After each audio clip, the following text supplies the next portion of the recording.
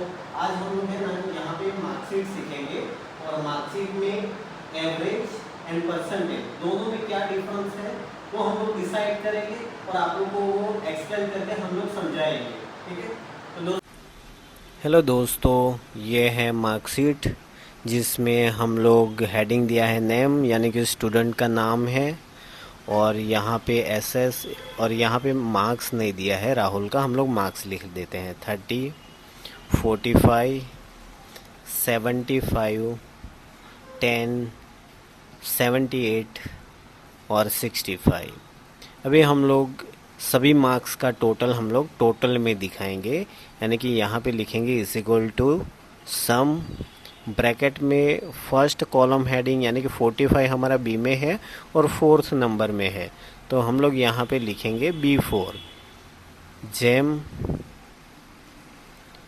B4 लिख दिया GeM, उसके बाद G4 ब्रैकेट में close enter is equal to minimum यानी कि MIN लिखेंगे ब्रैकेट में B4 GeM last marks subject यानी कि G4 bracket close enter is equal to max bracket में B4 जेम G4 bracket close enter. Average में भी सेम लिखेंगे, एवरेज फुल नेम लिखना है एवरेज B4 जेम G4।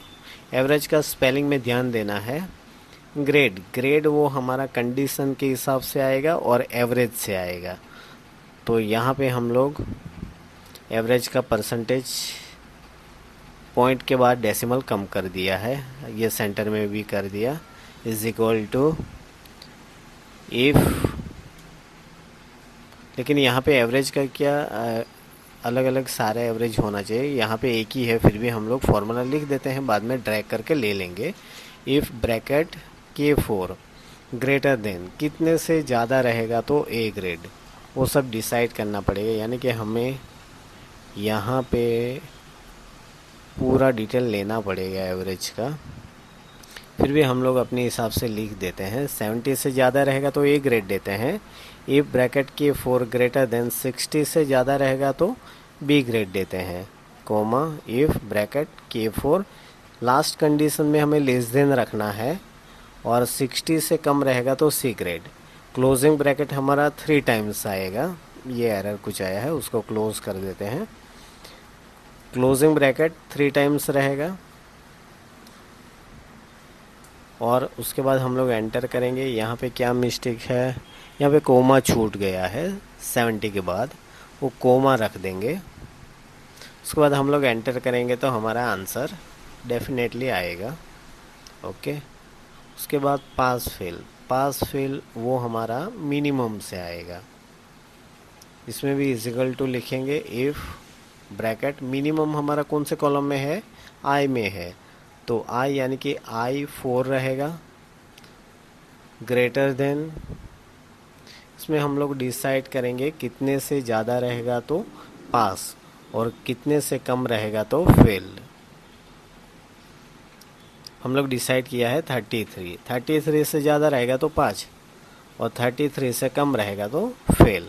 ठीक है, if bracket I4 last condition में बोला था वैसे लेस देन रहेगा और सेकंड लास्ट में जो वैल्यू लिखा वही, यानी कि 33 कोमा डबल इन्वर्टेड में fail, double inverted over closing bracket, यहाँ पे हमारा 2 रहेगा, एंटर किया तो ये पास का आंसर आया।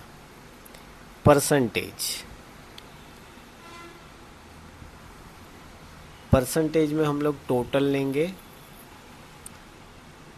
उसके बाद डिवाइड हमारा टोटल सब्जेक्ट कितना है वो लेंगे।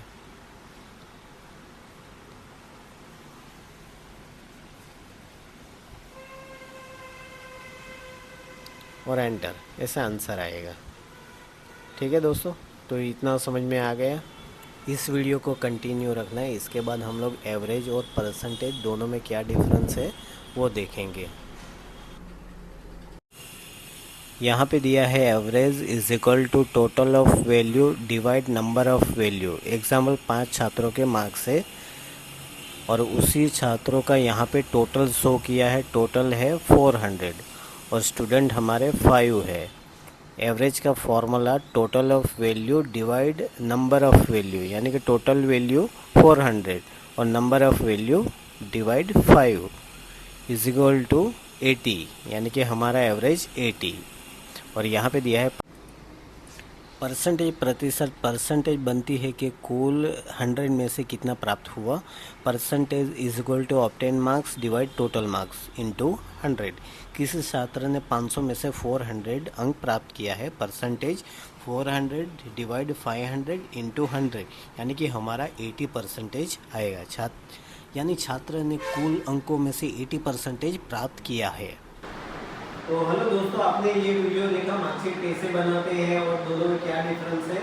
तो हमारा वीडियो ऐसे ही देखते रहो, लाइक करो, शेयर करो, ताकि आपको नया नया वीडियो मिलता रहे।